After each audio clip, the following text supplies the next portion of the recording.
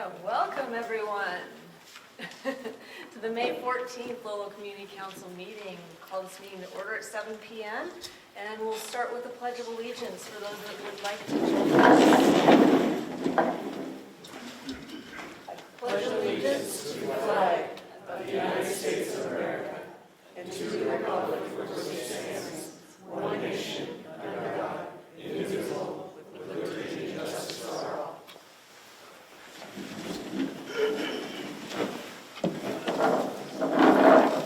We'll start with the roll call to my left.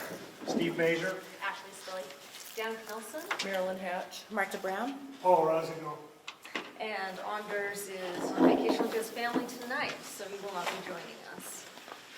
So I'd like to welcome everyone to tonight's meeting. As a purely advisory panel, the Lolo Community Council strives to promote the interests and welfare of the citizens of Lolo by acting as a liaison between the community and the Missoula Board of County Commissioners. At each meeting, we provide the opportunity for public comment on both agenda and non-agenda items. The public comment period for items not on the agenda is at the end of the meeting, and the council will not discuss or take action on non-agenda items until a future meeting. Public comment on items that are on the agenda may be given during the public comment period after approval of the minutes and or during discussion after the agenda item has been presented. Ask that you keep your comments respectful and limited to 3 minutes. We appreciate your attendance and participation. Now we will move on to the reading and approval of minutes. Council, I believe you all received the minutes from our last meeting. Are there any changes that anybody has? Seeing none, do we have a motion to approve the minutes? I move to approve. Second. All those in favor? Aye. Any opposed? All right. Now is the time for public comment on agenda items. If anybody has comment at this period, there will also be time when the item is presented. I have a question about that.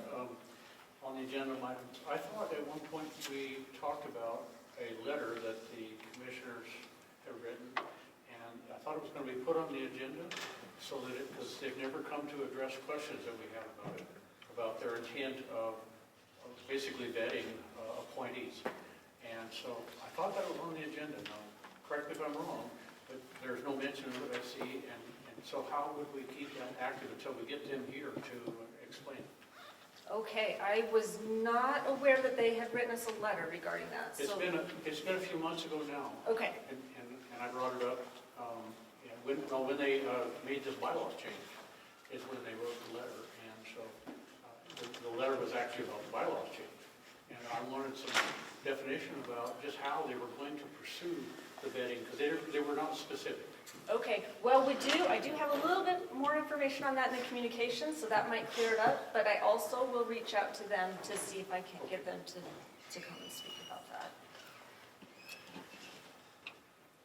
Any other public comments on items on the agenda? Okay, we will move on to communications and reports. I had one correction to the agenda for a communication we received that I failed to add, but it will be on our next agenda. We received the forms to fill out for our fiscal year 2025 budget, but that will be an agenda item at June's meeting, so we will discuss that at June's meeting. We also received several emails from the time in which I submitted the agenda up until tonight's meeting, so I wanted to make sure that I communicate those to everybody. We received, to your point, Patrick, we received a couple of emails from Lands and Communities Department that they have received applications for our council vacancy. They've asked the council members to fill out a survey regarding those 2 applications that they received. They also mentioned that once the application period closes, which will be May 16th, that they will have an upcoming Commissioners Administrative Public Meeting, at which point I believe the public can comment on those applications. So the 2 applicants so far are Patrick Moore and Angela Credit. We also received an invitation from MDT this morning for a pre-construction meeting they are going to hold on May 29th regarding the upcoming resurfacing of Highway 93 between Lolo and Missoula. So with that, I anticipate we'll hear more and probably some public meetings to follow. And then finally, I received an email from Marilyn asking to have Western Materials come and talk at our meeting. However, it was too late to get that on the agenda. But I just wanted to make sure and let everybody know. I don't know if you had anything else you wanted to say about that? I called him to ask him if he could show up tonight and give public comment, so I don't know what he looks like, if he's here or not. John Kappas? He's not, I don't Not? see him. Okay. Okay. So those are the additions, and then now on to the regular communications that are on the agenda. So the Missoula County News. The school and special district election was Tuesday, May 7th, and they shared the link to the ballot drop-off locations and registration, which is no longer applicable now that that's happened. Also, you can share your thoughts or questions by Thursday, June 20th, again regarding the use variance request for Western Materials proposed gravel pit operation south of Lolo at MissoulaCountyVoice.com. Missoula County will be starting their budget engagement process soon, so if you visit MissoulaCountyVoice.com and follow the Missoula County Fiscal Year 2025 budget page, you can receive updates on future engagement opportunities. You can also find the most recent county news at missoula.co/news. You can also go to missoulacounty.us/news/e-notification and choose weekly newsletter to receive the most up-to-date Missoula County news straight to your inbox every Monday. Another communication we received was from Olivia Anderson, the Missoula unit's new fire adaptive community coordinator. She sent us a flyer about a DNRC and MCFPA hosting a pint and preparedness night. That was on May 3rd, and that was to celebrate May's Wildfire Preparedness Awareness Month. I did post that flyer to the Lolo Community Council's Facebook page. We received a summary report of the Lolo Community Conversation that was held on March 25th, and if anyone would like to view that, I printed out a copy of that here. And we received a letter that was sent to MDT Director Malcolm Long from Senator Willis Curdy in response to the traffic accident closure of US 93, and that letter is also here if anyone would like to view that. That is it for communications. On to the Treasury Report, Marilyn. Okay, so this was the mail we received, statewide transportation improvement program, and that was it. So the April statement, no checks written, no deposits made, $3 paper statement fee, so we've got a balance of $597.31. Okay. On to committees and special reports. We'll start off with Lolo School and Superintendent Dale Oliver. Thanks, everybody. You may be disappointed. I am here this month. I said I wasn't going to be. Apologies for the miscommunication on my part, but I think I won't be here next month because they moved the school board meeting to the same day and the same time at a different place. And I can't do both. So I am back from Washington, D.C., spent the better part of 7 days there with students. Yeah, we brought them all back. Survived. Same students brought back that we took, so that's good news. Nobody got sent home. Nobody got arrested. I did get to meet 2 security guards in 2 different places where they kind of had a couple of my kids by the ear, but no serious problem. So that was really good. Honestly, the kids had a great time, and I think they learned a lot, and it'll be an experience that they will carry with them for a long time. Kids raise their own money for this, by the way. It's an expensive trip. They do all their own fundraising or money from grandma or birthdays or whatever. And this year's trip was about $2,300, and that's all expenses, portal, plane, everything, gratuities, the whole bit, the exception of snacks and souvenirs that they might want to buy. So it is all inclusive once they've paid that fee.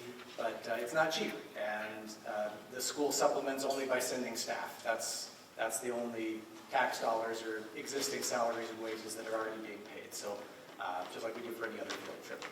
How many you have to go? 26. Wow. Biggest group we've ever had from Lolo. Yes, that was 42% of the 8th grade class. So small 8th grade class, bigger group than usual. They traveled around in one section. The kids that didn't go just went class to class in one section back here at school. So that was a really good trip. We've got lots of exciting things coming up for the remainder of the school year. just about every other day, there's a field trip, there's a field day, there's some kind of activity, there's a science fair, there's things happening between now and the end of the year in the next 3.5 weeks. So just lots going on. We are disappointed that we failed our levy election. That's the way it goes.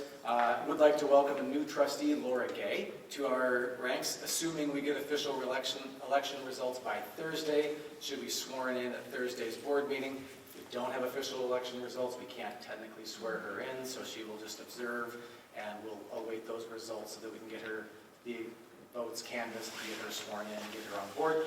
And welcome back to Brandon Knotts. Brandon has been on the board for 3 years now, and had the most votes of all the trustees on the ballot, so we're going to welcome back Brandon. Just to mention that though, Clayton Patty was only 16 votes behind for second and third place. So the two that were going to be new trustees were very, very close, both quality people, and appreciate their interest in writing. Wanted to let everybody know, I don't think I mentioned it last month, that we will have the summer food program at Lolo School again. We've been doing this for a number of years where anybody 18 or under can eat for free. We serve a breakfast and a lunch at lunchtime, so it's kind of a grab and go and a sack sort of meal. We'll serve that almost every weekday during the summer, with the exception of July 4th and 5th. We're going to close down, give our staff a break. We've been running that program through the Missoula Food Bank for years and years, and this year the Lolo School staff is actually going to do it in-house. So it's the same funding stream. It's a federal program through the Department of Agriculture. It's fully reimbursed. We don't have any taxpayer costs or local costs for that, other than the use of the school, use of the freezers and coolers and those things that are already operating during the summer.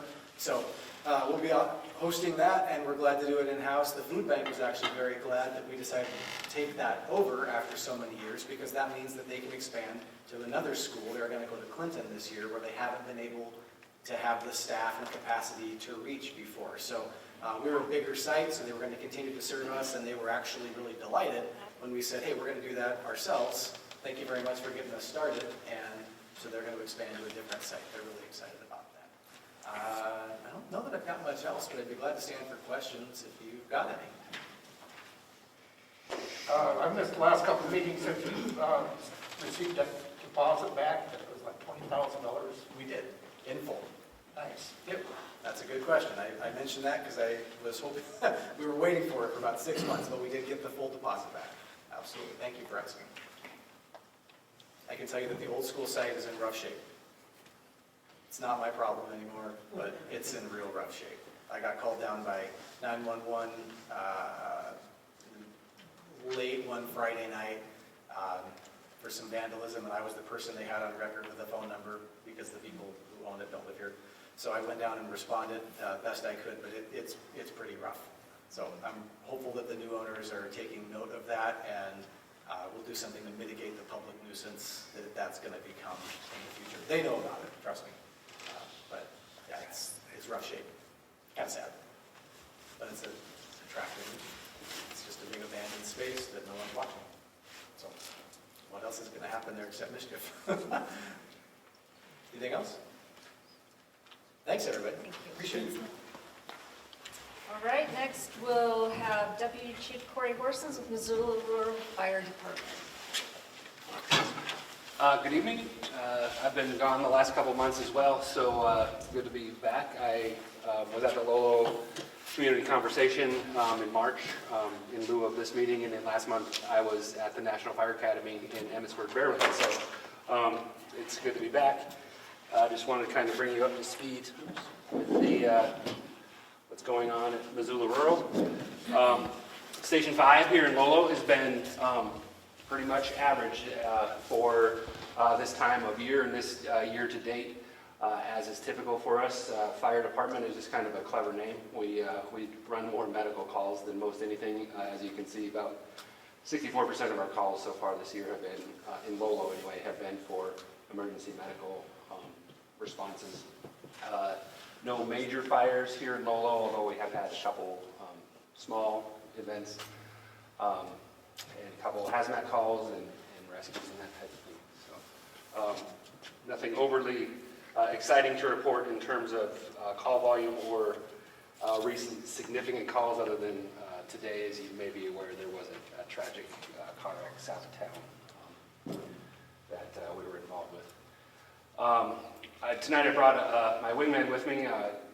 Assistant Chief Kirk Paulson came with me. I'm not a wildland expert by any stretch, but he is. So I brought him along to hopefully will answer some questions you might have regarding the upcoming wildland season for what we're anticipating this summer. And if you weren't aware, today the fire danger actually moved to moderate. So we're on the middle of May, which is a little worrisome, but not alarming, I guess. As you can see, we're just barely into that moderate category.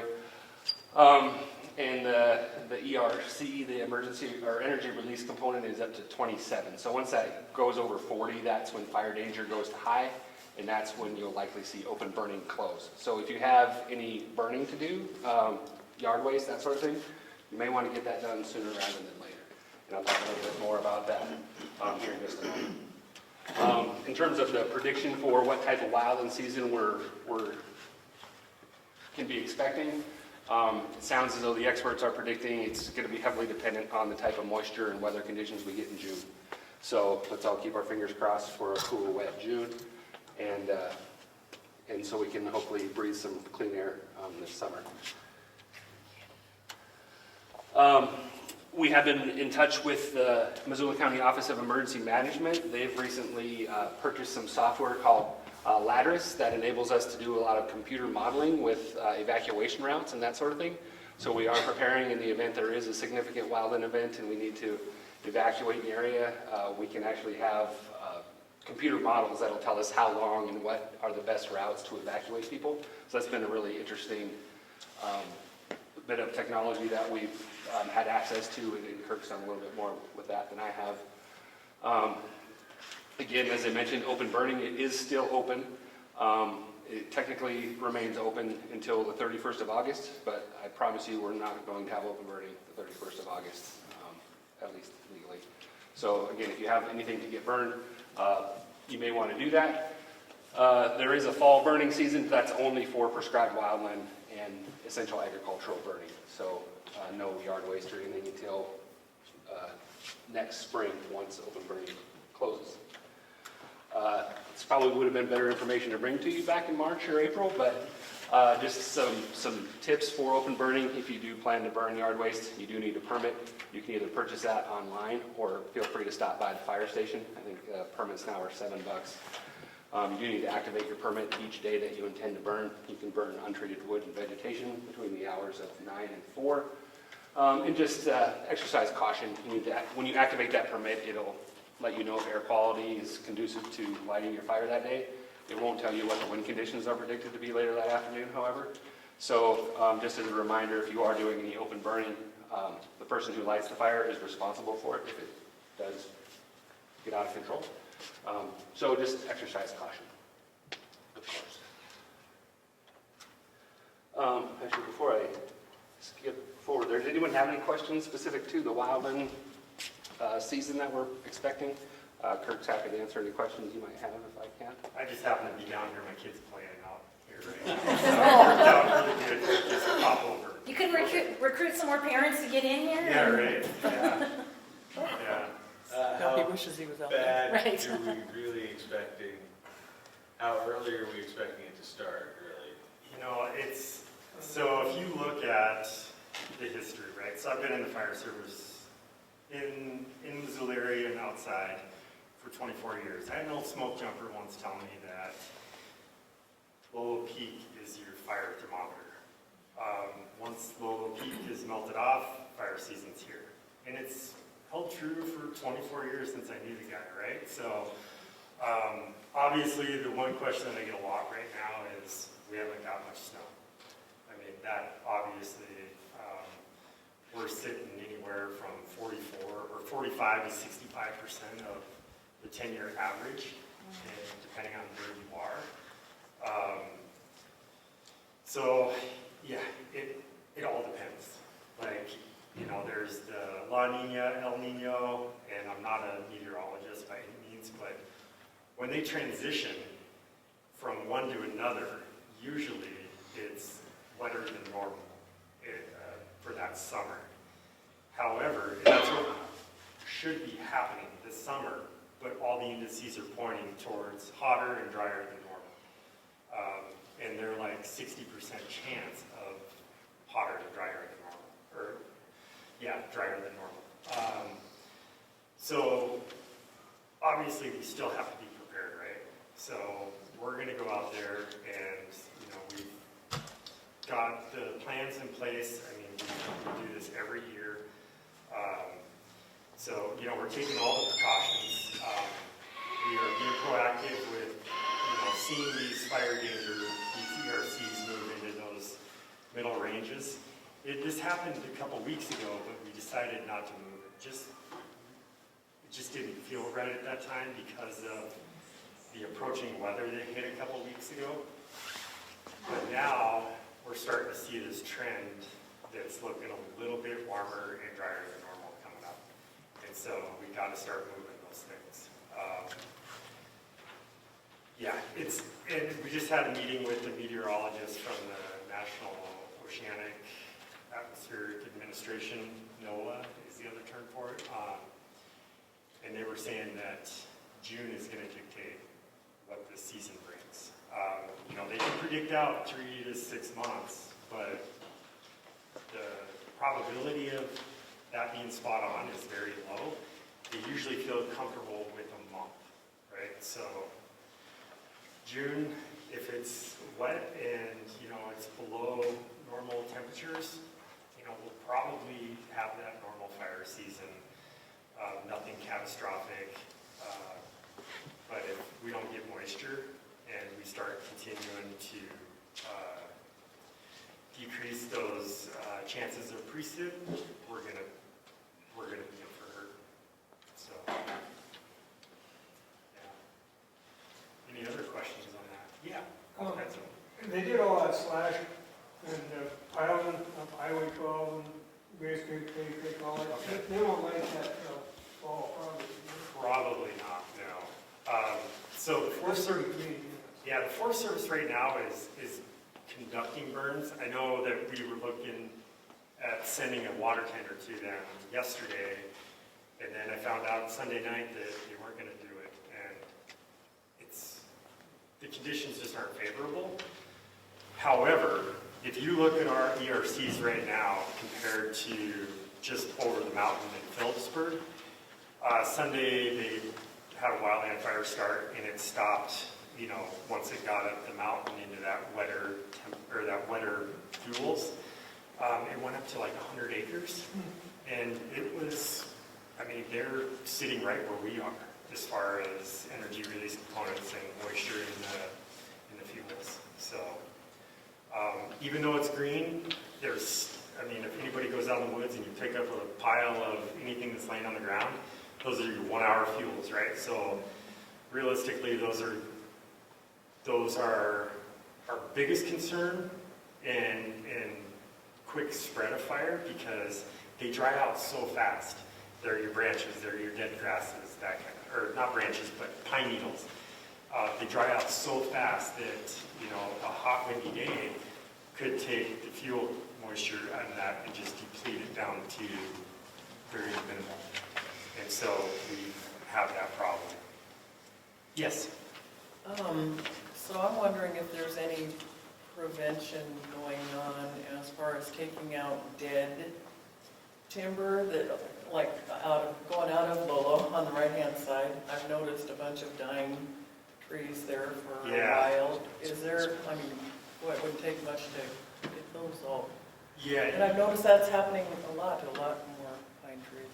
It's like that red rust thing is. Yeah, so that was the spruce moth a couple years ago that came through and did that. I think is what you're talking about. If you look along Big Flat Road, kind of southwest of the airport area, you can see those red blotchy areas of the pine trees that were killed by the spruce moths. And yeah, it was devastating, but as of right now, that's kind of a forest management type deal and do you know if there's anything happening to get that So taken in? we have joined efforts with, through the Missoula County Fire Protection Association, and we we have a working group. It's the Community Preparedness Team, and it's made up of fire agencies, DNRC, the Forest Service, BLM, and I mean, we've got bitter people, like, there's a lot of people involved in this. And so we're concentrating efforts on outreach stuff. So how do you properly mitigate your property? Who do you call to mitigate your property? What kind of funding is out there available to homeowners to do the mitigation? Missoula Rural Fire, we do have our own fuel mitigation crew. However, what I've noticed after running this program for so long is that we've kind of bounced around all over the place. So we'll mitigate a property here, but we didn't do the other 20 homes. So, and the Forest Service isn't doing anything around, you know, maybe they're working in another area. So what we've done is we've accomplished by concentrating our efforts into certain areas, right? So we write the grant in conjunction with DNRC and the Forest Service, and we concentrate on one area. And we put our folks from Missoula Rural Fire in there to mitigate the private property, the homeowner's property, and that's up to 300 foot from the house. And then the Forest Service comes in and does the adjacent forest lands. DNRC does that on their lands, and BLM, and so on and so forth. And what we're trying to do is accomplish this big, it's almost like a fuel break per se, right? So if a fire does come into this area, then all these homes are mitigated properly, but the forest is also mitigated around the homes. So we have a better chance of mitigating any fires that do start, and we can get on them before they get catastrophic. So, and yeah. So it sounds to me like your department and Forestry Service are kind of working, like without working hand in hand. Yes. You are taking on different areas so that if the big picture happens, there are the smaller Yep. pockets that have. Yep. I know where I live at the end of a 3-mile dirt road in a forest. I, last week, had an encounter with a Forestry Service gentleman who said, because our private property butts up to Yeah. forestry land, Yep. so they said, you're gonna see a bunch of us, we're coming in, we're gonna fall some trees, but they're the trees, mostly, I think he said, it was the fir, some fir tree, that they were gonna fall a bunch of those, because they were Yeah. growing so thick, so they were gonna fall a bunch of them, plus get a bunch of the dead stuff and pile them up, and he said, normally, we leave those for about a year, those piles for about a year, and then we go in and burn them. So I feel like you, even though if you don't have a plan together, you're at least taking areas Yep. that are going to converge. So, and I believe what you're talking about is, so one thing that they're trying to accomplish is called shaded fuel breaks. So if you live like an area that's maybe a north aspect or like a northeast aspect, and that's, I think I know where you live, but the mountain comes down, right? So you get a lot of shade up there. And so what they try to accomplish with that is shaded fuel breaks. So if and when a fire ever comes down that, what they can do is they've got this area that they can put up a stance on this fire. So, and they are doing a lot of that right now. Marshall Grade, Grant Creek, Patty Canyon, it's all over. And so they're conducting those shaded fuel breaks. And that's where we're So finding. between you and them, it sounds like you've kind of got things as best you can. Yes, and so we're all working together. Another committee that I'm a part of, so we've identified through the Missoula County Fire Protection Plan. So this is a huge document that needs to be reproduced constantly because there's always stuff coming up, right? So we've identified homes, we've identified how long it's been since there was a fire in that area. And so we can prioritize on that because we all know that the longer that we don't have fire in an area, the worse off it gets, right? Trees fall down and they just sit there and they build up all this fuel. And so we've identified all those areas and that's what we're trying to eliminate. So, yeah. So is it So you mentioned quite a few different government organizations. Is there any private, like timber built, or any other businesses, private, that are involved with you guys doing this, or is it all government? No, so some of the grant stuff that we have out there that is available, there are local, I know we've worked with like private residents who have applied for these mitigation grants themselves. And they can either pay that 25% cost share with our agency, or you can spend that money to have like a company come out and cut down the big trees. Because we're only at 10-inch diameter trees that we can cut, and just because it starts getting dangerous if you get above that. But these companies can come in and take down big trees. But there is funding out there, but you have to be, I mean, it's tough to find it, but if that's something that I can find out and give to Corey for you guys' next meeting too, it might be available out there for you. Yeah, there's lots of options. Yeah. Yeah, I also want to tack on to what you're saying. I was covering a meeting for Bonner Community Council, and they brought in someone from the Bureau of Land Management who talked about a lot of these issues that many of you might live in these areas which have potentially problematic trees. So if you guys want to invite somebody from the Bureau of Land Management, that would be good to answer a lot of these questions about worrying about future planning and protecting properties. Yeah. Yeah. I just applied for some assistance. I think it's an NRCS. I was just looking, I couldn't find it, but there's applications out now. There's several of us up Highway 12 that are, because once you get a bunch of people, they're more likely to, but they don't have the funding. This is out of the bid. Okay. NRC out of bid. I can't think of the guy's name either. He's trying to get enough people signed up that we can get some money up there for mitigation. Okay. Yeah. So maybe I can get to you guys and get that application. Yeah, there's so many different types out there, and a lot of that is with like the DNRC foresters and the Forest Service foresters. They have a lot of access to that, but we do have that CPT meeting tomorrow, and I can try to find that information and get it to Corey for you guys' next meeting for what type of grants those are. Because I've heard acronyms and all this other stuff. I just don't work with it that much. So. Okay. Yeah. Sorry. No, that's all right. That's why I'm here. So when logging companies used to go up and manage our forests, did they get government grants? Yeah, I'm not sure. No. Government made money. They probably sold the lumber. Yeah. No, Yep. no, No. no, we don't. I happen to own a logging wildland fire suppression company, Yeah. and the answer is no. And we can't sell the wood for what Really? we need to. Oh. But we do mitigation if anybody wants my number. Perfect. Yes. I know that there's, over the last year, there's been a huge amount of money to go towards mitigation in the Bitterroot National Forest because it's a high-risk area. This was through all the government just throwing money out.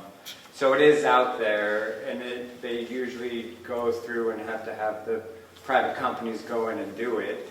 The other question I was going to ask on resource side, how well resourced are you for the wildlands side? So yeah, we have obviously our stations that are all manned, but currently we are in the process of applying for another DNRC grant that helps with so red flag days, red flag warnings, red flag watches, maybe 4th of July or something like that, where we can bolster our resources, right? So we bring in an extra crew, or one extra crew on an engine and an extra overhead position, and we can add them to any dispatch that we get. And that starts to get hard for an organization that's on a budget, and, you know, they've made these resources and this funding available to us, and so we're trying to take advantage of that to better prepare ourselves.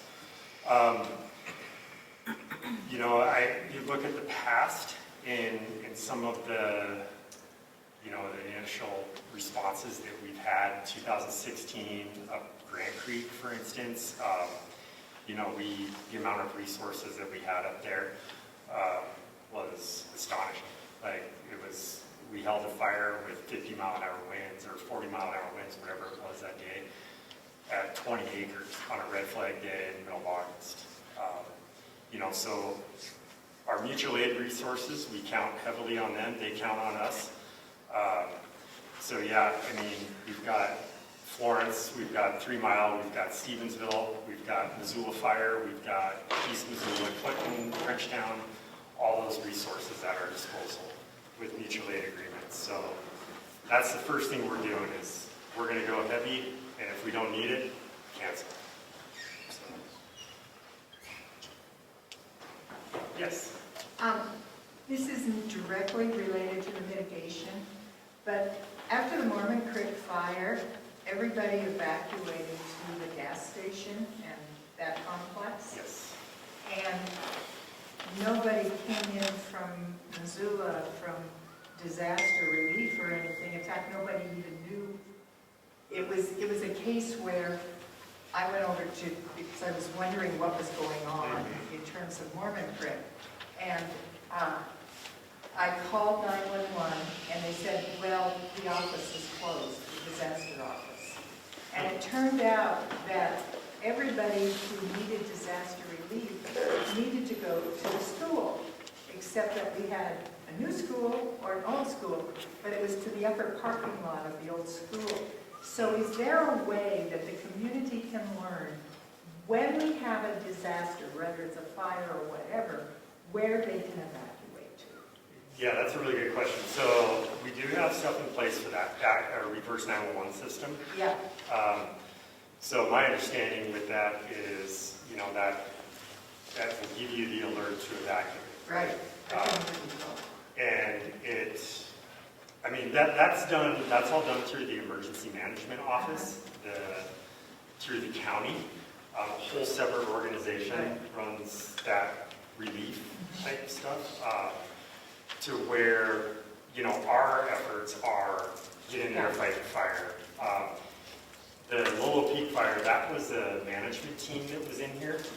And so they had, I know they had the public information officer at the gas station with the map and phone numbers and all that. And their team was in charge of all of that.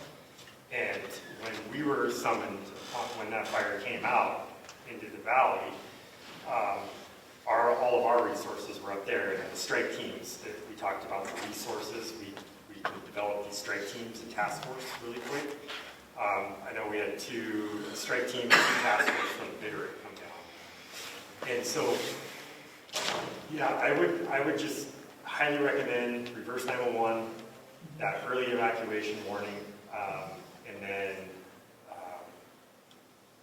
yeah, and we've got some flyer, we should have, at our fire station, we should have some evacuation pamphlets, and we can send Corey with a bunch next month too to hand out as well.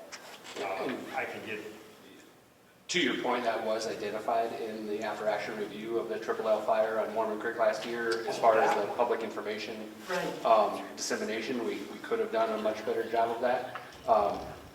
So that's something that we'll be trying to improve upon going forward in terms of being able to not just mitigate the emergency and put out the fire, but also keep the public informed as far as what the next steps look like and what they might anticipate in terms of how long roads may be closed and that sort of thing. So, yeah. And I know you guys were up to your necks in fires, because there were 4 of them. It was a stressful event for sure for everyone. I apologize. I was thinking Lolo Peak fire, not the Triple L fire. Yeah. Yes. For those of us who don't know, what is reverse 911?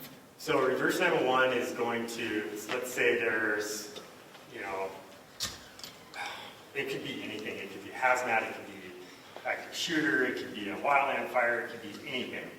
So if our battalion chief or the sheriff's department is requesting people evacuate an area, so it'll ping to the people who are signed up within that area, and then to evacuate.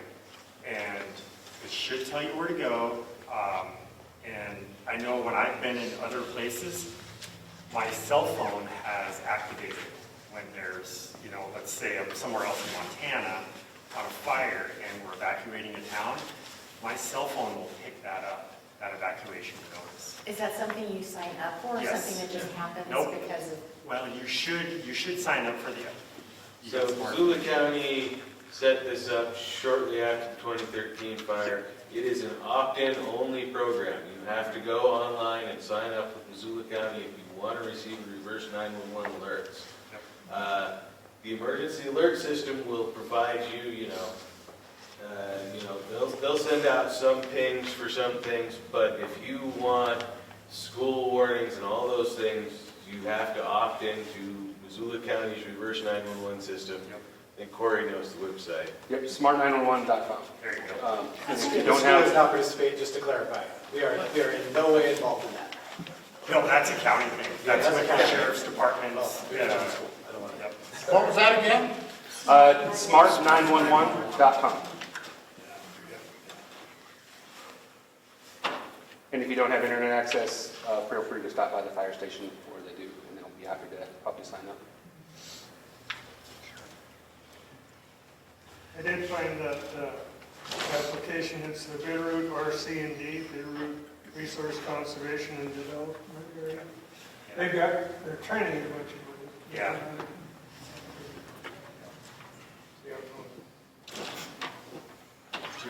Yeah, I just had a comment. I understand the preparedness and the warnings and all that, and I'm signed up for that too, and it works very well. I did get notices on my cell phone.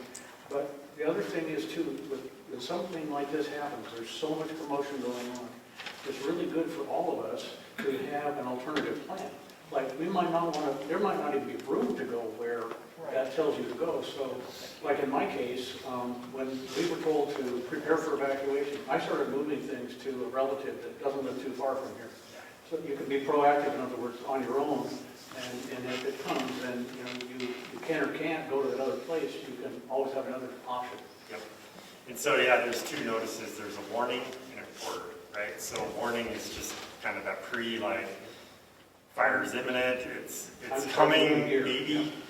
And then the warning is going to be, you need to get out right now with whatever is on your back.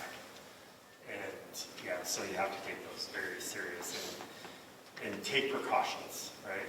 Prepare early in the season, so.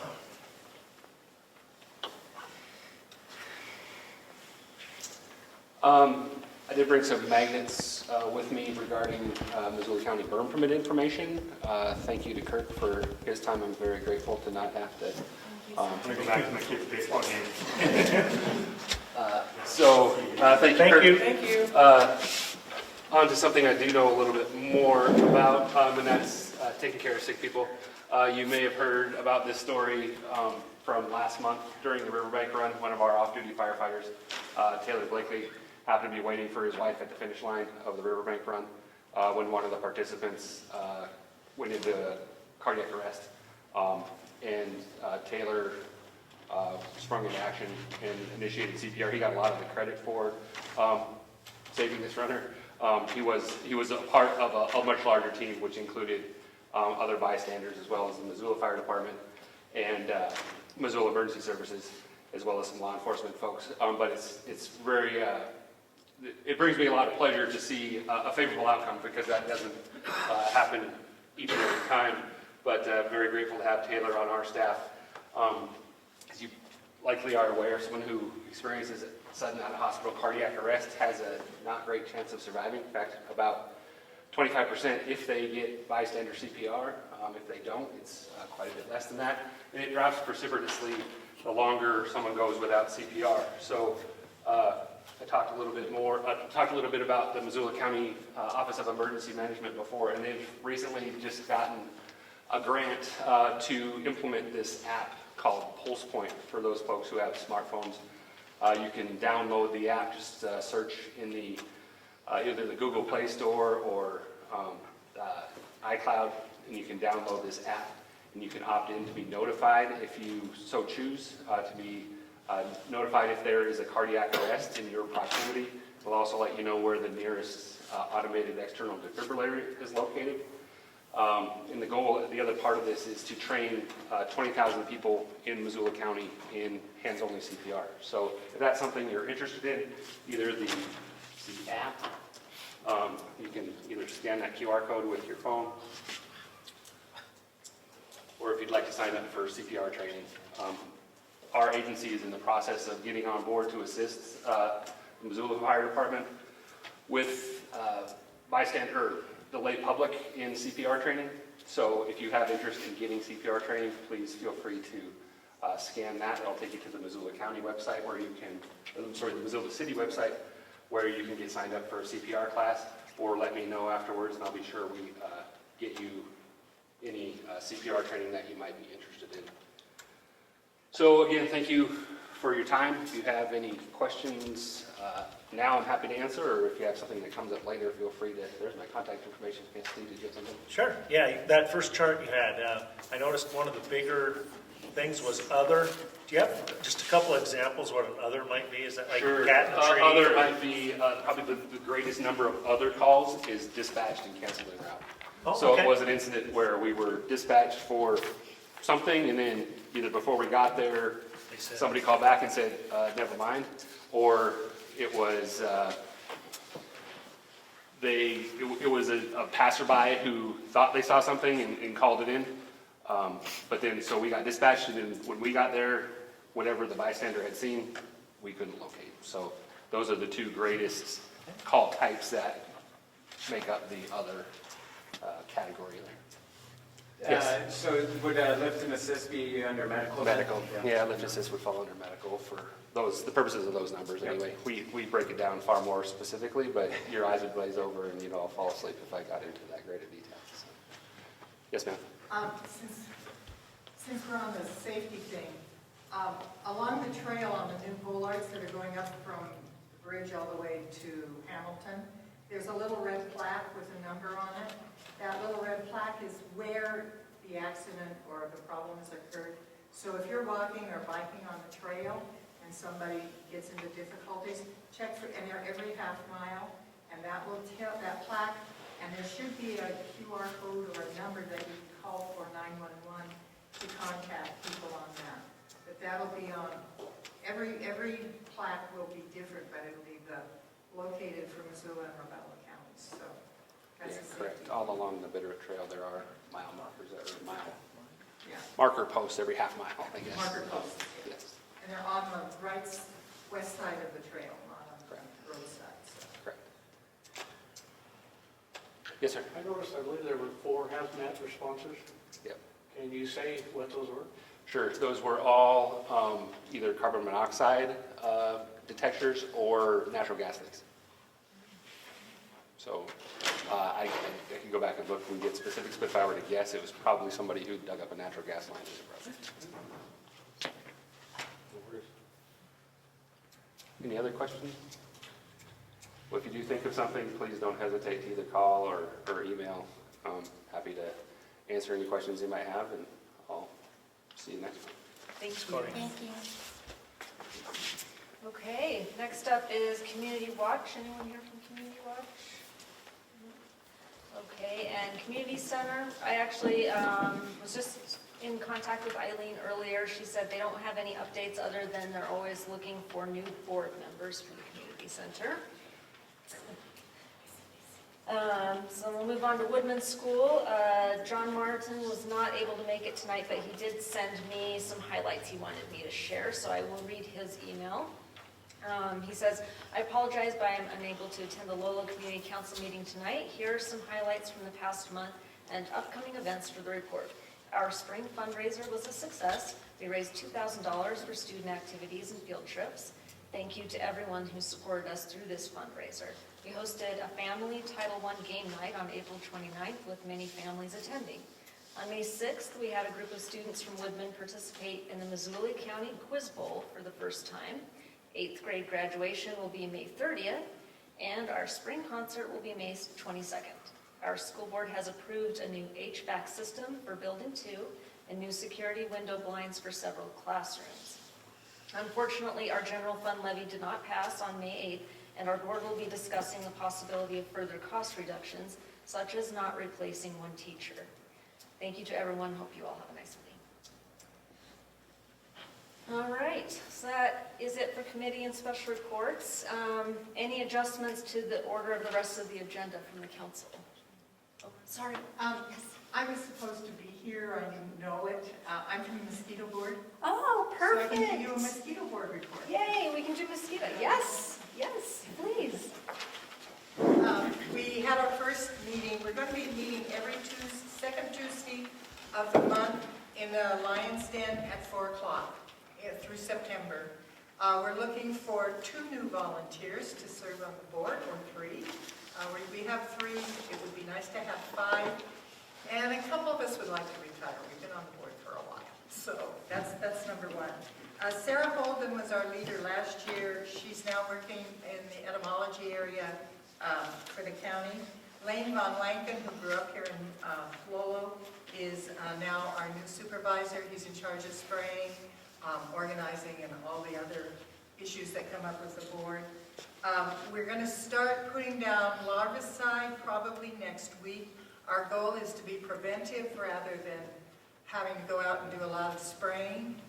Spray's gone, first of all, it's not really good for the environment, but more so it's become incredibly expensive. We did have our sprayer motor replaced, so our sprayer should be working in top condition from now on. We're monitoring mosquitoes in the neighborhoods and along the river and in other sites, so to do a count. We've been doing that for about 10 years. One is in a residential yard, the rest of them are out around pastures, etc. And that tells us what kind of mosquitoes we're getting in addition to how many. Our top number was around 6,000 in one trap last August or late July. And the next week it was almost gone. So of the bad ones, we've had about 4 types show up and not very many of them. It was hot and dry last year. We're expecting the same thing again this year. We will have a new flyer out. It's a postcard.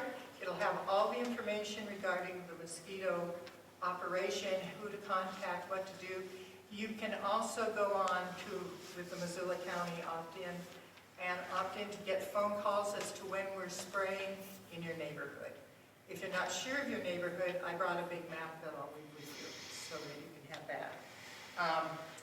And there will be also text on that card and a QR code for signing up.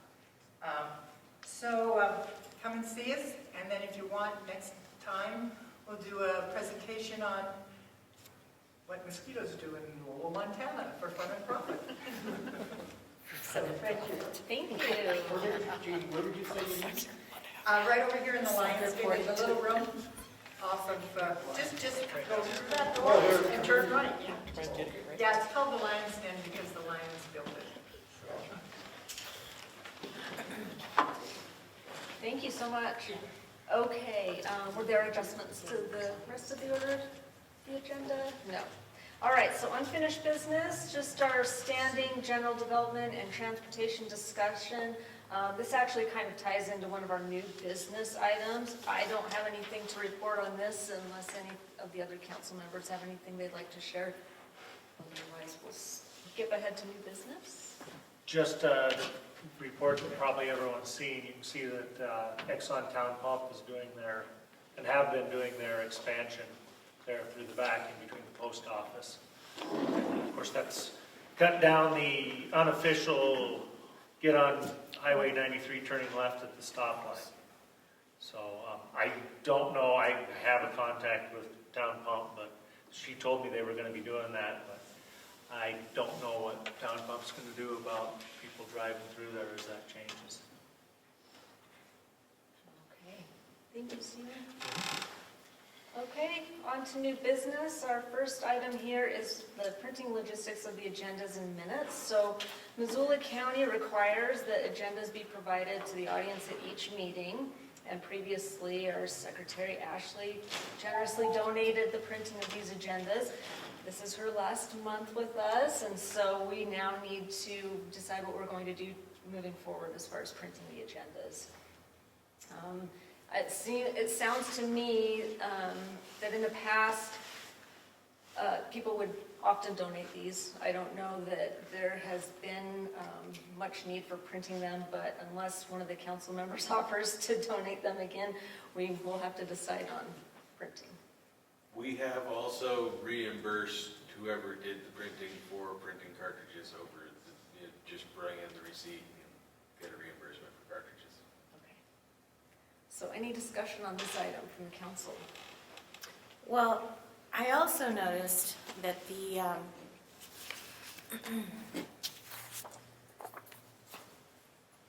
we spoke about it earlier about the 2025, pardon me, I'm new to this. Yeah, the 2025 budget that the commissioner or the county wants to bring, or they will bring, every community up to $1,000, as long as we fill out the form. I think that that would be good, and I think that that would be an operating expense for us. And it has, so just, yeah, you're correct, Marta, and we have always had a $200 amount in there, or at least since I've been the last year. We've had a $200 amount in there for printing costs, which absolutely could be applied to printing of the minutes and the agendas. Yeah, I would be happy to offer it, but I will tell you where I live, my printer is not reliable. And so for me to print something and to make copies of it for people is not going to be, I just can't be reliable for that. But if I can take it to a Staples or something and be reimbursed for that, I would be happy to do that. Okay, so would we have a motion then to allow agendas to be printed professionally and reimburse a council member for that? I would like the motion to have our agenda printed at a commercial establishment. Perfect. Do we have a second? Second. All right, second. Any further discussion? Yeah, I just think it's not a big expense, and it's, we'll know we have enough, we got a good feeling how many we'll need, and I just think it's a smart move to get that done professionally, and then we don't have to rely on somebody here's printer and stuff, so I think it's a wise move. All right. Okay, can I add in that maybe also throw in the minutes as well as the agenda? And anything else that's printable, like you did such a good job, like with Willis's letter and some Lolo, kind of at the secretary's discretion on what she prints? Well, as I have looked through this, I've noticed that there are operating expenses. We have operating expenses. They are expensive. You know, I take the signs. I was out this morning at 7 a.m. putting up 3 billboard signs at no expense. I don't need an expense for that. This is my volunteer position. But I do see that when there are operating expenses, which I think we should have more than signs, in my humble opinion, but when there are operating expenses allowable, we should take advantage of those. And it shouldn't just be $3 a month for the post office bank thing, whatever, the paper bank. So yeah, I think we should take advantage of that. All right. Well, then at her discretion too, but maybe you could do a couple flyers. Jean talked about the mosquito board. I've seen that flyer up at the post office on the cork board. I will nominate Steve Major to print those out and post those. Oh, it's okay. So I think I second that these motion. additions are a great opportunity when we discuss our budget at our next meeting, and we can discuss some of these items maybe. Okay, so along that line, do I need to do something about applying for that to the county to bring it up to $1,000? We get it every year. And Oh, so we don't it's need to already been apply. applied for. Oh, No, Okay. yeah, so at our June meeting, we'll all discuss the budget as a whole, and then once that's approved, I will submit that to perfect, commissioners, and we'll get us up to our $1,000. perfect. Yes. So if you're gonna do printing, CAPS will put out to bid who will do the printing, or they will route you to the county printers, which is possibly likely. But other operating expenses we have had, we did maintain a website for a period of time. There are some other expenses that would easily fit into your budget. So you're saying that we can't pick our own printing? You can't, no, the county, because you're a representative of Using the their county, money. it has to go out to bid. You can tell them you don't want to use the county printer and have them send it out to bid and tell, I know some local printers here in town. I'll go to the county printer. We're just reimbursing I our. don't care. Yeah, Take me 15 minutes. yeah. But yeah, technically, because you're a representative of the county, it has to go out to bid. Does Lolo School have printers yet in the library? Not in the library. We have grants for sure. So we used to be able to go to the old Lolo School Well, and. you're talking the public library. Yes, no. The public library in the Within the school. school. Yes, yes. I don't know that they have printers or not. We never maintained those as the school. That was a public library service. Oh, I see, okay, Yeah. right, oh, I don't know that I've seen one in there. So maybe. I wonder if that would be a possibility. Probably. Well, it sounds like Marta's willing to pick them up from the county, and we can go I'll through. incorporate it with my pedicure. And so I think that still qualifies under Paul's motion to have these printed outside of the council versus having somebody donate them. And we had a second on that motion. Are we prepared to vote on that? Okay, all those in favor? Aye. Aye. Any opposed? Okay. Motion. I just have a question. Okay, Why does go everything ahead. have to go through the government? I have a question, that's a question. Why I know, does but we don't everything wanna have be to here go till through the tomorrow morning. government? Because it We has don't to be want good. You're in the county. Because this is government?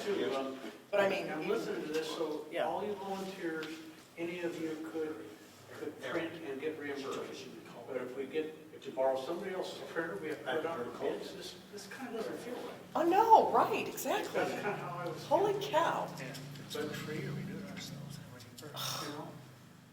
You're So right. the volunteer is gonna take it now to the county, you have to drive to Missoula to get it done. But again, I'll do it when I get my pedicure or my hair done. So it's no skin off my. Most of those you just email But it- everything but in it- and then just pick it up. I mean, you don't have to just email it to whoever's doing the printing. So it has to be the county that's doing Who it? pays the bill on the county printer? The taxpayers, of course. It gives them another reason to get more. Marilyn. Yes, oh, sorry. Sorry, I'm sorry. your vote. Can I abstain? You can. Abstain. Okay. All right. Thank you all. Motion passes. Marta, if you'd like me to, I can check in with the county to see the logistics of that. I would appreciate that. Yeah, I can do that. Okay, next item on our agenda, and so this goes back to the concerns on US 93. So at our last meeting, we discussed possibly drafting a letter to send to the county commissioners in response to the US 93 speed study from Lolo to Hamilton. So MDT had requested from the commissioners kind of their response, and they wanted to know what the Lolo Community Council thought, or the Lolo community as a whole, what they thought about that speed study and their recommendation. So I drafted up a letter. There was a link to it in the agenda, but for those that didn't have an opportunity to view that, I'll just go ahead and read it for the community here, and then we'll have a discussion on possible changes to that letter, whether or not we want to send it. So the letter reads, Dear Commissioners, the Lolo community has been concerned with the speed on US 93 for a long time, with requests for speed reductions from the Lolo Community Council to the Commissioners dating back to 2015. While some of these requests have been addressed by extending speed limit transition zones between Lolo and Florence, this does not appear to have resulted in slowing the speed of vehicles entering Lolo, as demonstrated in the 2023 MDT speed study from Lolo to Hamilton. This speed study documented the 85th percentile speed of drivers approaching Lolo from the south on US 93, traveling is 10 miles per hour greater than the posted speed limit of 45 miles per hour. Additionally, preliminary findings of the ongoing US 93 Missoula to Florence safety study have identified portions of this segment as falling within the top 5% of priority locations based on safety score. Within just the past 6 months, there have been 3 fatalities due to vehicle collisions in this area. MDT's recommendation, based on this recent speed study, is to increase the 55 mile per hour transition zone for travelers approaching Lolo from the south to 2,700 feet. However, the authors of the speed study noted, quote, a traffic calming device may be helpful to lower the traveling speed for traffic traveling northbound in this transition zone, end quote. The council does not believe that merely increasing the 55 mile per hour transition zone by 0.2 miles will have any effect on the safety of our community. We ask the commissioners request that MDT instead implement traffic calming at the southern approach to Lolo. The speed study noted that 71% of crashes in this segment were attributed to wildlife vehicle collisions. Potential traffic calming measures may coincide with the wildlife crossing project, allowing MDT to use funds available in the Federal Wildlife Crossing Pilot Program instead of tapping into the General Transportation Fund. With nearly a decade of multiple speed studies and minimal measures to improve safety, our community needs stronger actions on US 93 than the recommended increased transition zone. We appreciate the Commissioner's assistance in working with MDT to implement stronger safety measures. So at this time, I'll open this up to public comment, and yes, go ahead. You know, I've been dealing with that blankety blank highway since 1991 when Rachel was hit, or whenever she was hit. And there's a state, have you been told that there's a study going from basically Buckhouse Bridge to Florence in terms of a stakeholders group? And do we have a stakeholders group? Because they left the pathway out of the stakeholders group because they didn't think it was part of the highway. Being at a transportation intermeeting in Helena, there was a huge discussion over the roundabout that's being proposed for Bell Crossing and what's going on there. And so I guess my question is not so much a comment, but how much input have we had into the stakeholders group as a community? Is there a set stakeholders group? If not, how do we get it? And then the other one, which is really important, is the final people who make the decision is not MDT, but the Transportation Commission on speed limits. And so you'll do all this work with MDT and they'll do the studies, and then everybody has to go over or meet with the commission. Otherwise, because that's how we finally got the last set of speed limits. So I'm kind of concerned. It's a great letter, by the way. It's just, what are their proposals for slowing the traffic down? What are they going to do on Roslyn Knoll Flats with the new houses going in on at Bluebird? I mean, there's just all these things, and I'm almost getting to the point of saying, I think they forgot that there was a lawsuit back here in the early 90s that said the communities of the Bitterroot, the people of the Bitterroot had input into what happened with that highway. So, is there any answer to that? And I will say that I believe that what I see this letter doing is setting the stage for the next phase of this study that you're referring to, this US 93 Missoula to Florence study. Right now, where that study sits, the last public meeting they had was in November. Any day now, I anticipate they're going to hold their next meeting where they present their findings. So that study has concluded. They're wrapping up their recommendations for MDT, and then they will present those in another public meeting. And so I see this as kind of setting the stage for whatever those recommendations may be that study says.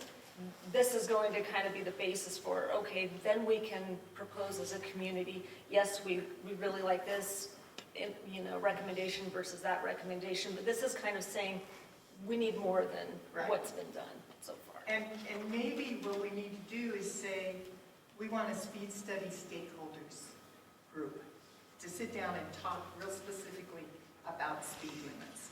And have it, and it might be 1 or 2 meetings, it wouldn't be a lot, but it would be 1 or 2 meetings where, because Montana has 3 speed limits, 70, 65, 75, 70, and 75, and then that's it.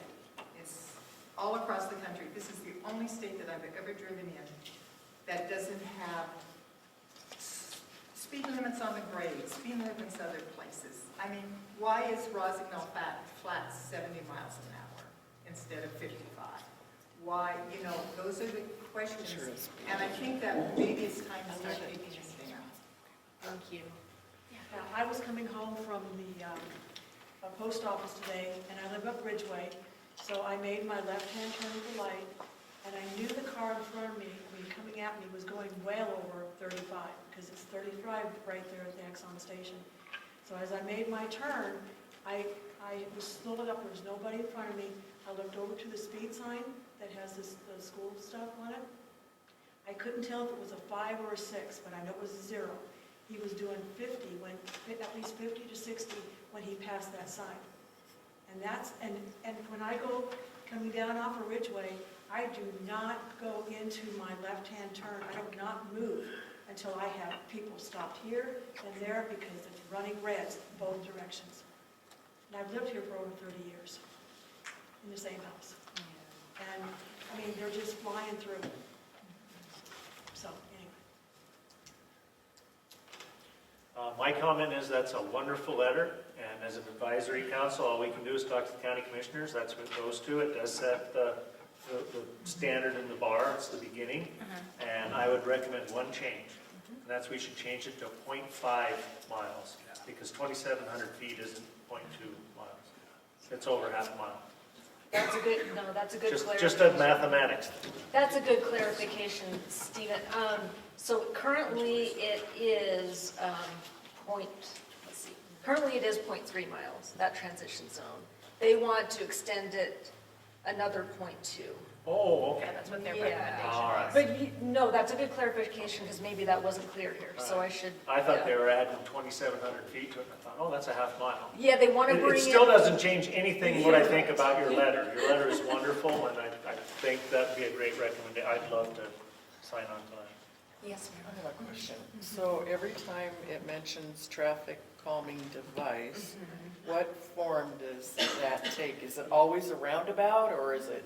No, Okay. and so that's what this Missoula to Florence study, that's what they're looking at. They're going to tell MDT, these are the different devices. Could be a roundabout, could be the flashing speed sign, like you said, that person totally ignored, but that's also considered a traffic calming device. They're through People see Victor. it sometimes. You know when you're driving into The Victor, divided how, highway. you have to go around that, there's the big separation, that's another form of. Because in my opinion, roundabouts are not calming devices. Well, and yeah, They stress me out. And again, so I think, keeping this specifically vague right now, Yeah, and letting okay. the speed study, they're the engineers, letting them do the recommendations.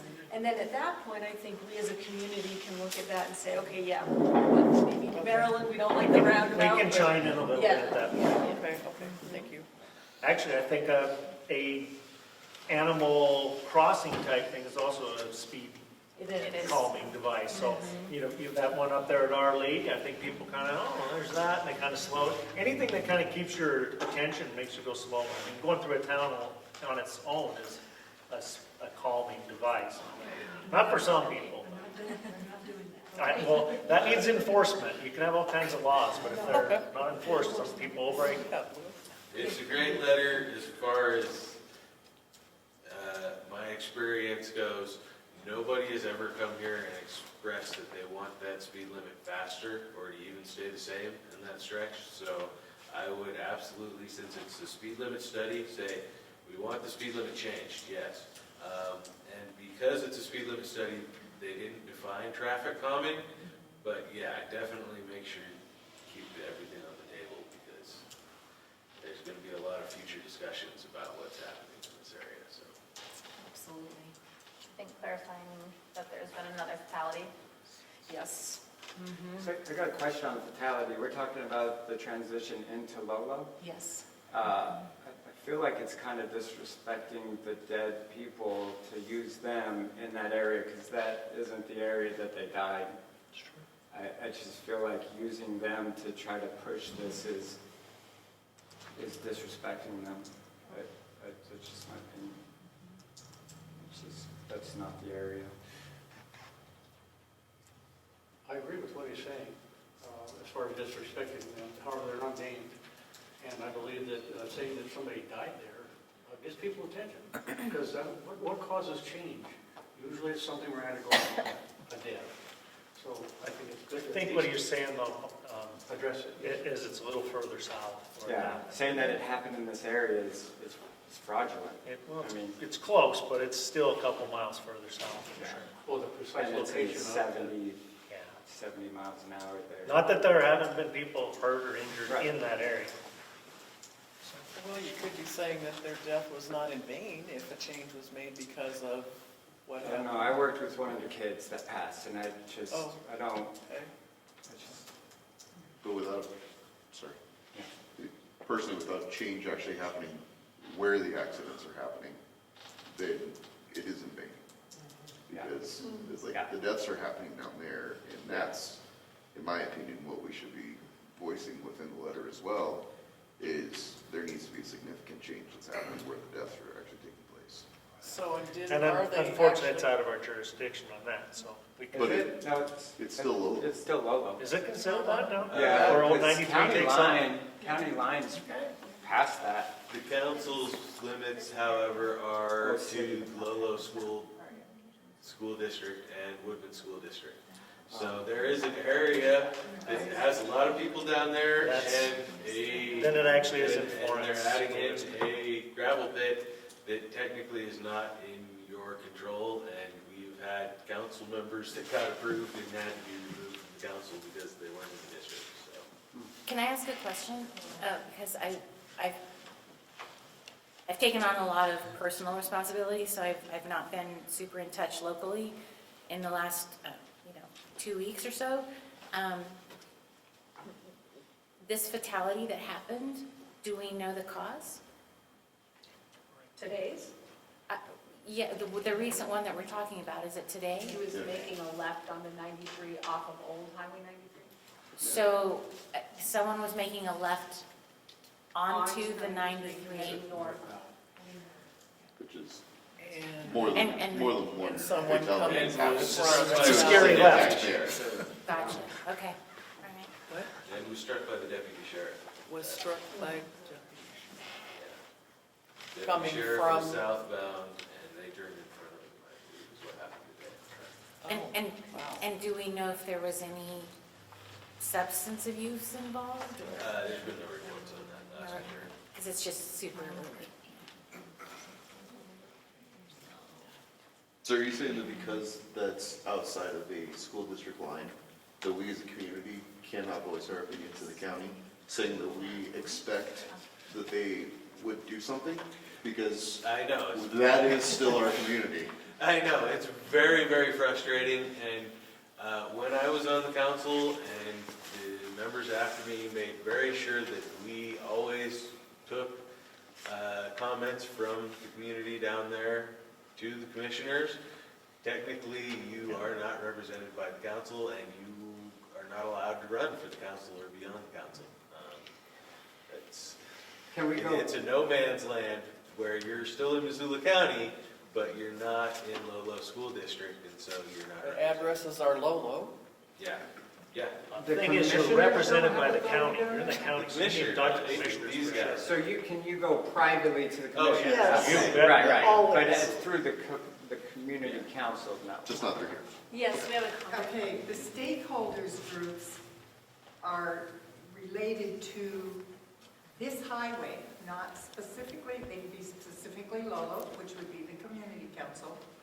They could be outside of the school district, going up the canyon from Woodman, wherever that is, probably 3 miles up.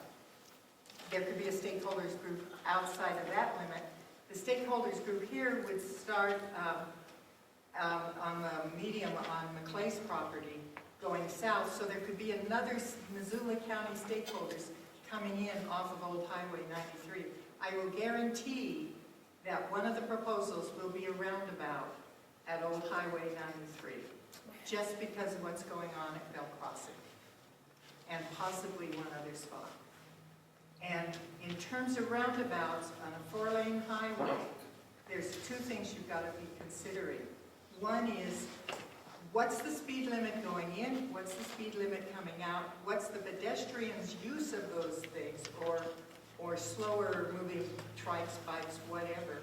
And then the third one is, how do the trucks manage it, and what is the size? And because trucks have big semis, Yeah. and have a hard time on some of the designs, not all, but some.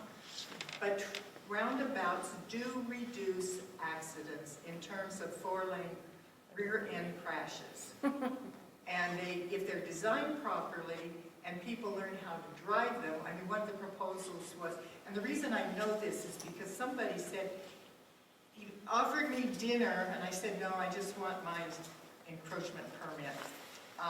But if they got the roundabout at Bell Crossing, they're really pushing it.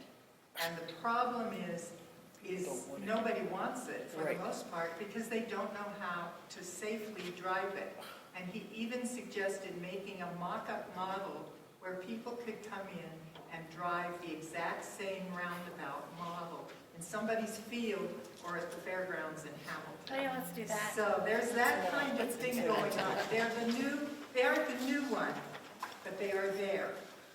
And if you don't want one, they can be stopped. If you do want one, that's another aspect. But you have to understand that places like that at Old Highway 93 are just incredibly dangerous intersections on high-speed traffic. The other thing that's possible is a halfway in, halfway out overpass.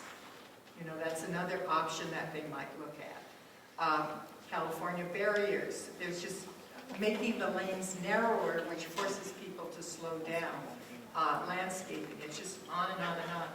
But we probably should have a Lolo-specific stakeholders group and Old Highway 93 group, and maybe one going north. I know there's, in Billings, they have quite a few roundabouts at a 45 speed limit, and I mean, I'm comfortable with roundabouts, but at least if you were, I mean, I don't even know how many people have actually died on that highway, but I know it's more than 3. It's, In regards to maybe making some changes to the letter, I wonder what everyone thinks about revising that last sentence. And I know some of these fatalities have been in the zone, some have been out. I wonder if revising that statement, within the past 6 months, there have been 4 fatalities between this area of Lolo and Florence. Yeah.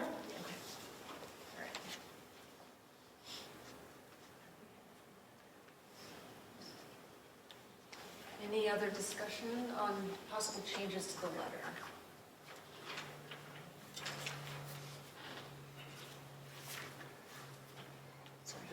I've been through those roundabouts, some of those in Billings, pulling the travel trailer. What's confusing about them, especially since I don't come from Billings, is that as you go into those, and they're 4-lane roundabout, and when you go into those in the intersection, you don't have much time to decide, oh, I've got to make a right turn here. Oh, it's too late. I'm in the roundabout section, I'm coming into it, and there's people in there.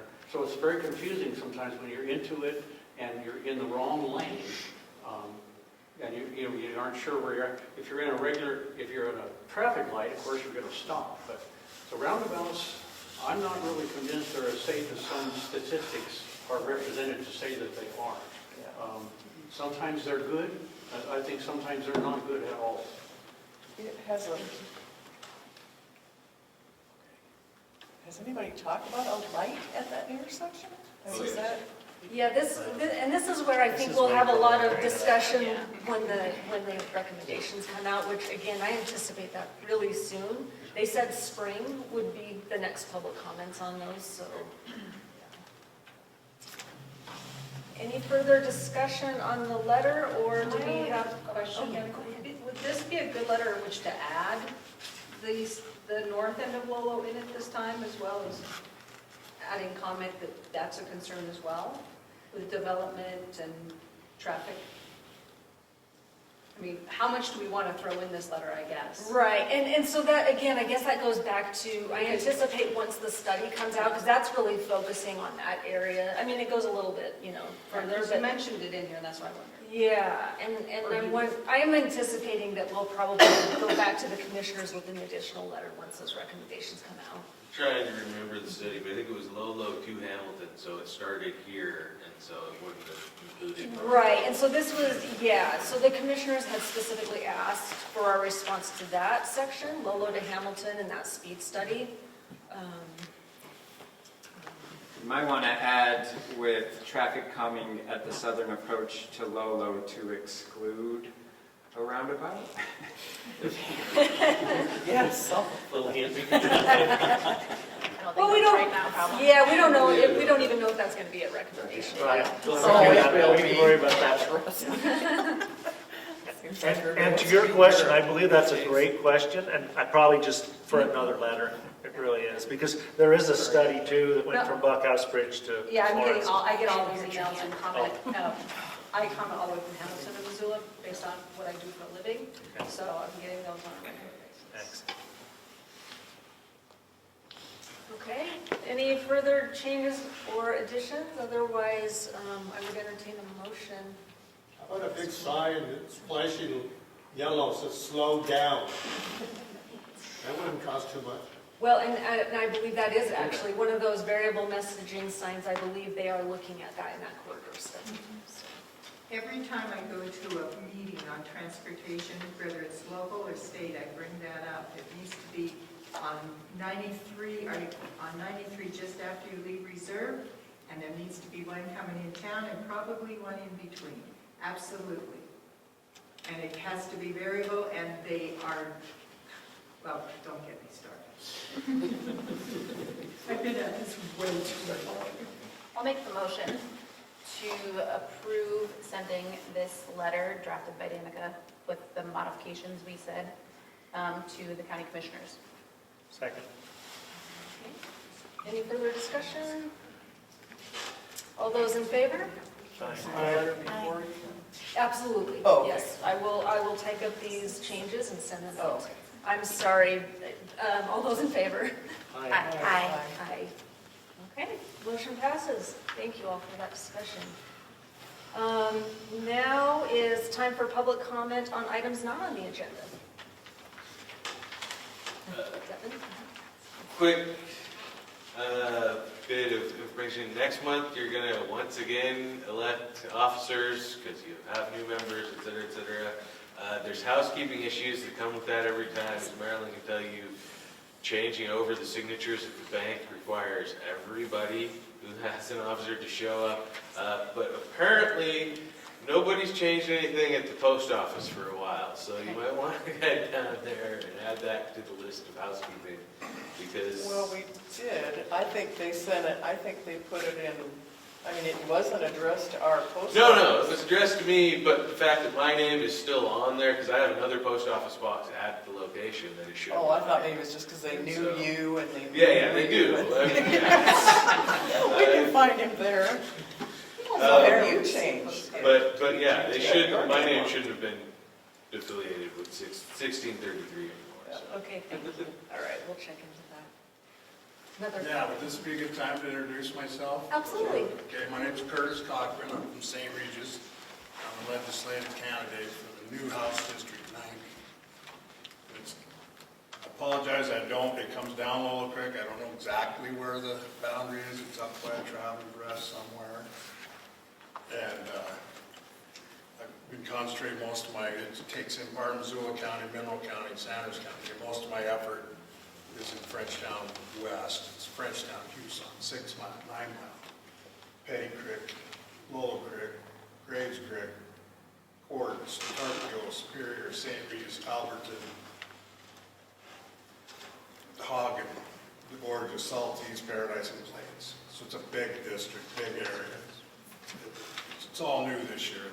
There's 100 house districts in the state. Each, they re-get them on the 2020 census, so there's basically 10,800 people in each house district statewide. So, if any of you guys live up the creek that way, I'll quit talking and you can talk to me later. I was down in your neck of the woods today because I volunteer for the state Class C golf tournament we're having in Hamilton, so I've been chasing 140 kids around for 2 days in Hamilton. Beat up and sunburned. They got me back down at 8 o'clock. Tomorrow's the final round. But Denley called me. Denley's my friend. He's running for the Senate district, which is all of that plus all Lolo and up into the South Hills. Senate districts are 50 of those, so they're twice as big. So that's what's going on. And there's 3 of us running in our House district, 3 Republicans, no Democrats. I'm the only one that's lived here my whole life. I drove this 93 in the 70s, and I remember the bumper stickers, "Pray for me, I drive 93. Oh, wow. And in that amount of time, this area is tripled in population. It's crazy. All population. But anyway, that's who I am. If any of you guys live up the creek that way, I'd be glad to talk to you some more. Thanks. Oh, and one other question. How many of you have voted already like I have? Absentee ballots are out, so follow the instructions and vote. Thanks for your time. I don't know if you guys have the authority to do it, but the turning lane go into the new school is pretty short, so every morning it's backed up into the lane. To me, it makes a lot of sense to extend it.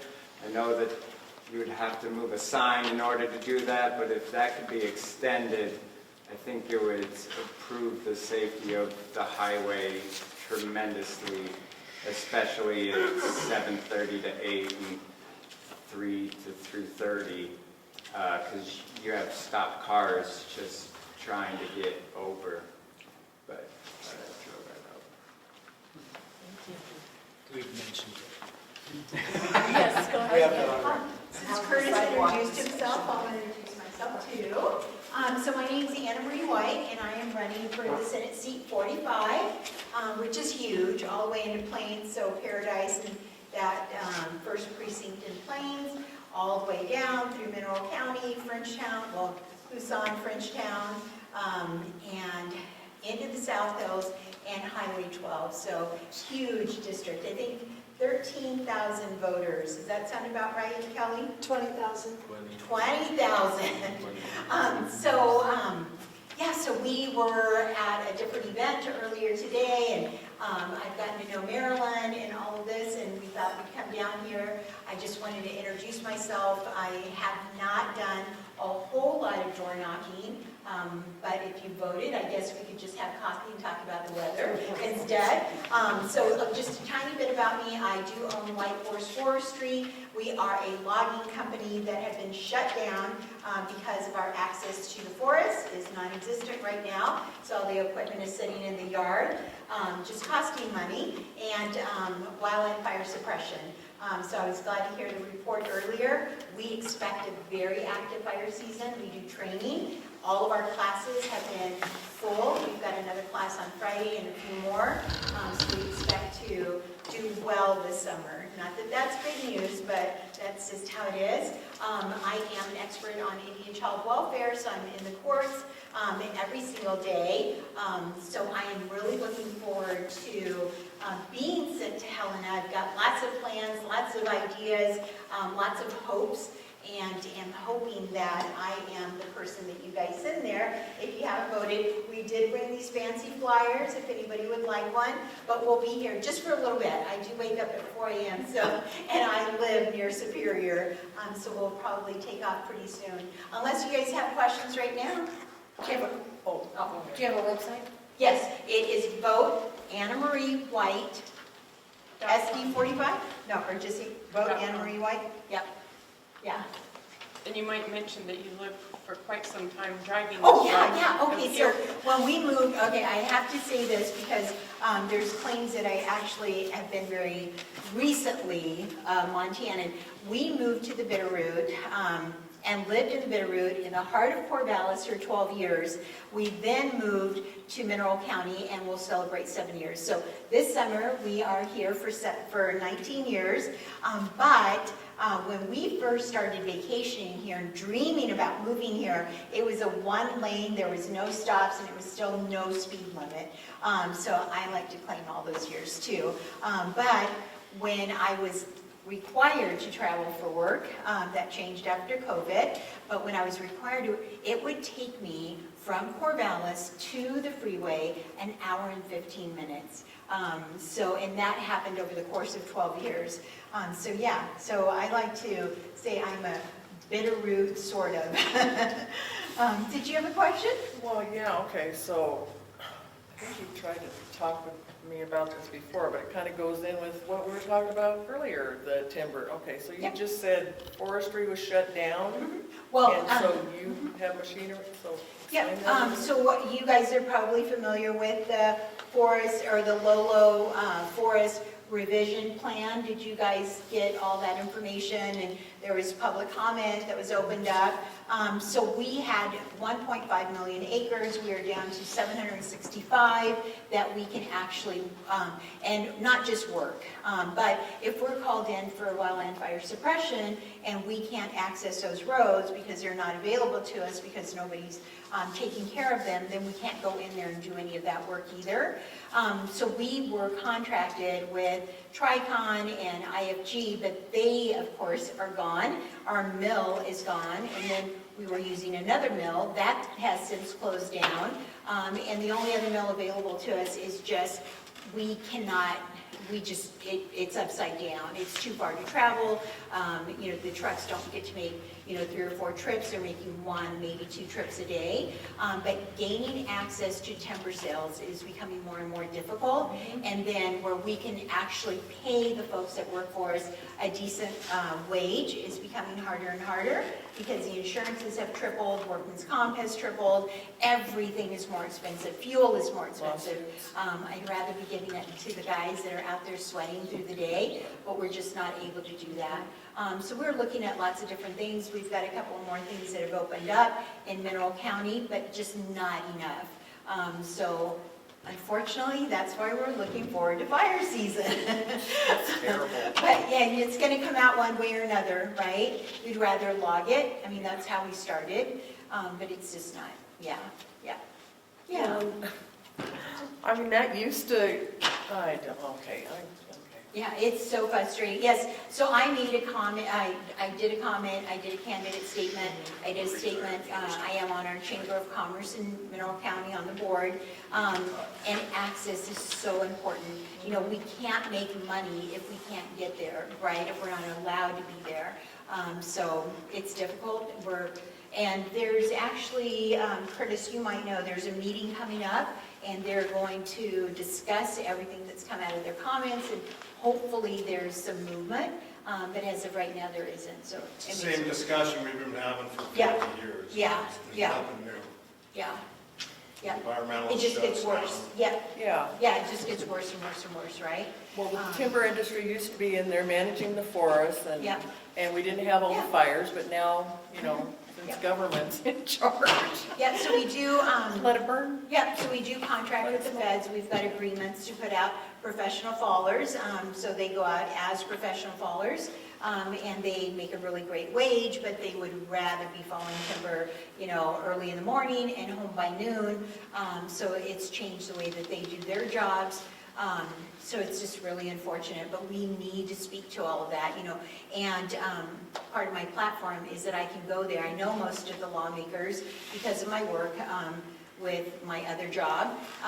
And I just, you know, I truly believe that negotiation is where it's at, not compromise. Compromise, you're always giving something up. Negotiation is very different, is getting what you've gone to get and bringing it back. So I'm hoping that I'm able to do that. So I'm excited. So let me know if you guys want a flyer or if you guys need any work done around your places. Thank you, guys. Thank you. Any other public comment items on the agenda? Doing any update from the steering committee or anyone at the county regarding how they're moving forward with their water and septic? I have not heard any updates on that. Do we know when their next meetings are? Or? Sometime in June. Anderson, no, I don't know. Yeah, I unfortunately. missed the last one. Yeah. Have you missed two? No, I was at the last one and he said sometime in June. June Yeah. is the next? Okay. And I can check with our council member Anders to see if he's got any updates for our June meeting as well. And then I would make note, it's called Fire in the Root Council, and they're the public arm of mitigation down the Bitterroot for helping you look at your properties for mitigation, helping you get funding to do that. And so they might know, I know they just do the Bitterroot, but they might know who the Missoula outreach might be that could come talk to you about that. There's also the Firewise, it's the state one. Thank you. Jean? No, Marilyn had a question about the trees on the pathway. That most of those trees are dying because of the ice, de-icer that they put on the highway and the salt.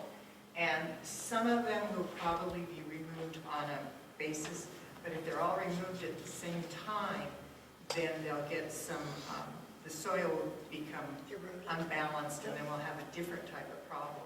So, and then some of them will probably be replanting other kinds of evergreens or something in there. That will be part of that. Just a quick comment to that. Driving to work this morning, I saw a boom truck out there cutting down some. So that's. Just today, Claire. I was wondering what the sign was about, because every time I drove by, there was nobody working. So, yeah. Any further public comments? I have a fun one. You guys were pretty new this week, some of you, and at your last meeting, a few of you were like, sorry, I'm watching you guys do this. You were hesitant to take on your roles, and I just want to say I think you did a great job, so I just want to Wait till you read the minutes next week. Oh, I'm auditory, so hearing it, I got it. But yeah, I'm sincere, you guys, some of you It's were a gonna little look like hesitant. this. It's not gonna look like Ashley or Danica. Those work for me. Thank you. Yeah, no, really. And I will make one comment, public comment, thanking Ashley for her years of service here. I'm gonna miss you.